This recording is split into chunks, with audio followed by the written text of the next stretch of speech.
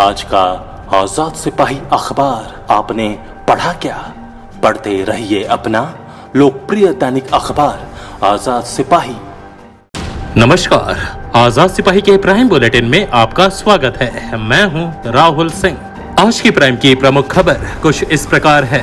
प्रवासी मजदूरों के रेल किराए पर राजनीतिक घमासान। सोनिया के निर्देश पर रामेश्वर उरांव ने कहा, कांग्रेस देगी मजदूरों का किराया।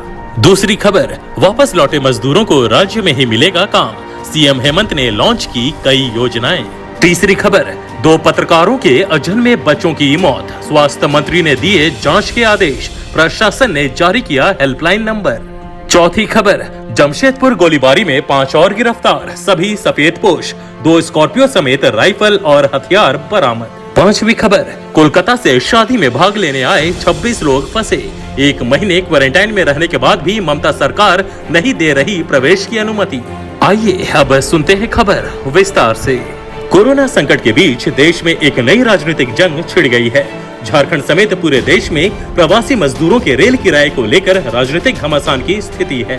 मजदूरों द्वारा रेल किराए लिए जाने का मुद्दा गरमाने के बाद कांग्रेस की राष्ट्रीय अध्यक्ष सोनिया गांधी ने कहा कि कांग्रेस मजदूरों का रेल किराया देगी। सभी प्रदेश इकाइयों को इसे संबंधित निर्देश जारी कर दिया गया है। इधर रेलवे ने भी सफाई पेश की है।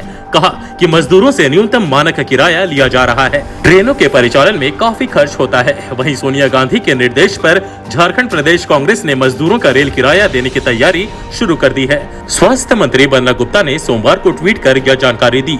इधर कांग्रेस के प्रदेश अध्यक्ष सह मंत्री रामेश्वर उरांव ने कहा कि राष्ट्रीय अध्यक्ष के निर्देश के पालन को हम तैयार हैं। इसके लिए प्रत्येक जिले में हेल्पलाइन नंबर की व्यवस्था की जा रही है। उन्होंने प्रवासी श्रमिकों से रेलवे द्वारा किराया वसूले जाने पर दुख प्रकट करते हुए कहा है कि अब इन मजदूरों के लौटने पर होने वाले खर्च का वहन कांग्रेस करेगी।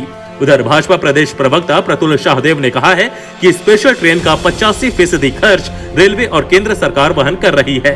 राज्य सरकारों से सिर्फ 15% ही लिया जा रहा है। माननीय सोनिया गांधी जी के नेतृत्व में बराबर यह केंद्र सरकार से मांग करती रही कि जो मजदूर फंसे हैं, प्रवासी मजदूर विभिन्न राज्यों के, लॉकडाउन टूटेगा तो उनको घर पहुंचाने की व्यवस्था की जाए, वह भी निःशुल्क। ट्रेन से की व्यवस्था की जाए और उनकी यात्रा निःशुल्क होनी चाहिए। लेकिन भारत सरकार और रेल मंत्रालय ने अनसुनी कर दी। परमिशन दिया प्रवासी मजदूरों को अपने अपने राज्य जाने का, गाइडलाइन को सुधार करके, संशोधन करके ट्रेन की व्यवस्था भी हुई, लेकिन उसमें किराया वसूला गया। सोनिया जी ने यह कहा, यह तय किया हम लोगों के लिए, हमारे पार्टी के लिए, कांग्रेस पार्टी के लिए, कि अब ऐसी स्थिति में मजदूर जो स्वयं भूखे हैं, उनका पॉकेट खाली है, अब उनसे पैसा वसूला जा रहा है, ये अन्याय है। इसलिए अब रेल भाड़ा कांग्रेस पार्टी देगी। आज उनका बयान की कॉपी हमको मिली है। हम लोगों ने ये प्रयास शुरू कर दिया कि हम जो मजदूर आएंगे, राज्य सरकार जो खर्च दे रही है अभी, राज्य खर्च तो सरकार को हम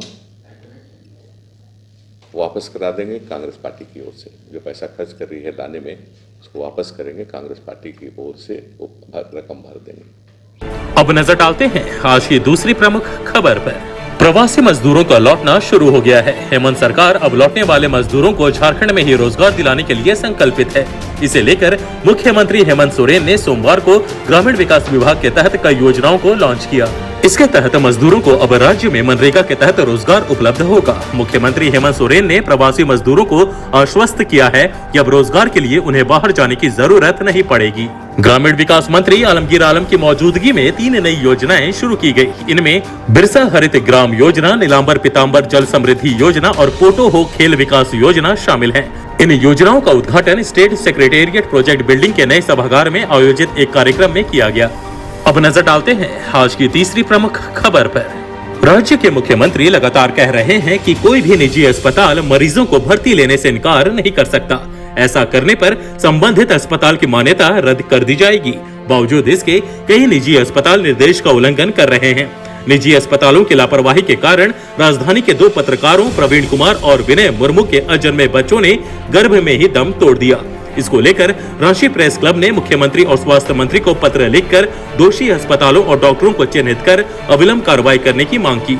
स्वास्थ्य मंत्री मामले में गंभीरता दिखाते हुए विभागीय सचिव को जांच का आदेश दिया है। पत्रकार प्रवीण कुमार की पत्नी का इलाज परियातों के आरपीएस अस्पताल में चल रहा था। गर्भ का समय पूरा होने के बाद उनकी पत्नी को कुछ परेशानी होने लगी तो अस्पताल प्रबंधन ने भर्ती लेने से इनकार कर दिया। इसके बाद बच्चे की गर्भ में ही मौत हो गई। वहीं फोटो जर्नलिस्ट विनय मुर्मू की पत्नी को प्रसव पीड़ा हुई। वे पत्नी को लेकर रांची के कई निजी और सरकारी हॉस्पिटल लेकर गए पर किसी ने भर्ती नहीं लिया। अंत में गुरु नानक हॉस्पिटल पहुंचे तब तक देर हो चुकी थी। स्वास्थ्य मंत्री बन्ना गुप्ता ने इन घटनाओं पर दुख व्यक्त किया है। कहा है कि जांच में जो भी दोषी पाए जाएंगे उनके खिलाफ कड़ी कार्रवाई की जाएगी। दोनों घटनाओं के बाद जिला प्रशासन की नींद खुली है और उसने हेल्पलाइन नंबर 9110041397 जारी किया है। कहा है कि प्रसव संबंधित समस्या होने पर इस नंबर पर कॉल कर शिवेंदु जी से संपर्क किया जा सकता है। अब नजर डालते हैं आज की चौथी प्रमुख खबर पर।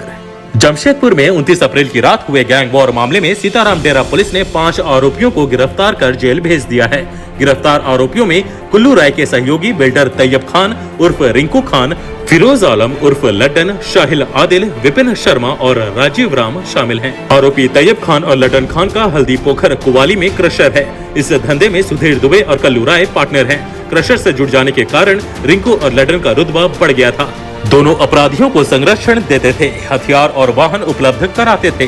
गौरतलब है कि भुइयाडीह नीतिबाग कॉलोनी के चंद्रावती टायर के पास अखिलेश सिंह गिरोह से अलग हुए सुधीर दुबे के सहयोगी कुल्लू राय, राजीव राम, नारायण ठाकुर, अजय राय उर्फ अप्पू, पंकज दुबे, गुरुदयाल सिंह उर्फ राजा सिंह और अनुराग कुमार गौतम उर्फ अन्नू को पुलिस ने गिरफ्तार किया था। 1 मई को पुलिस ने सभी को जेल भेजा था। राजा सिंह को छोड़कर सभी बिहार के बक्सर जिले के निवासी हैं। पुलिस के अनुसार विपिन शर्मा ने रिंकू खान और लड्डन को अपने घर में छुपाया था।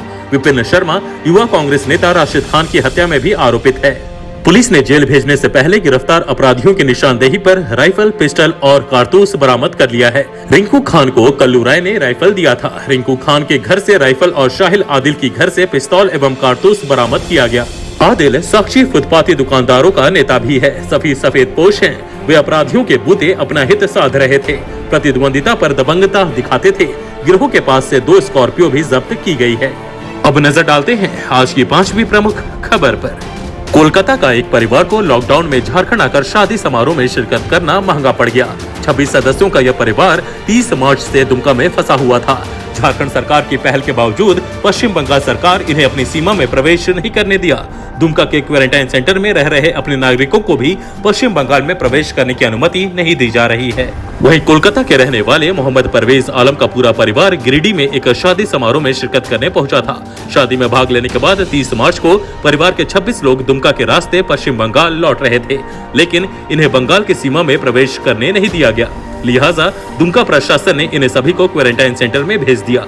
1 महीने तक क्वारंटाइन सेंटर में रहने के बाद दुमका प्रशासन ने 1 मई को इन्हें अन्य लोगों के साथ 5 बसों से पश्चिम बंगाल रवाना किया, लेकिन पश्चिम बंगाल की सीमा में बसों को प्रवेश करने की अनुमति नहीं मिली। आज के आजाद सिपाही के प्राइम बुलेटिन में बस इतना ही। देश विदेश की तमाम बड़ी खबरों के लिए आप पढ़ते रहिए अपना लोकप्रिय दैनिक अखबार आजाद सिपाही। और हाँ, आप हमारे इस YouTube चैनल को सब्सक्राइब करना ना भूलें। जुड़े रहिए आजाद सिपाही के साथ। धन्यवाद।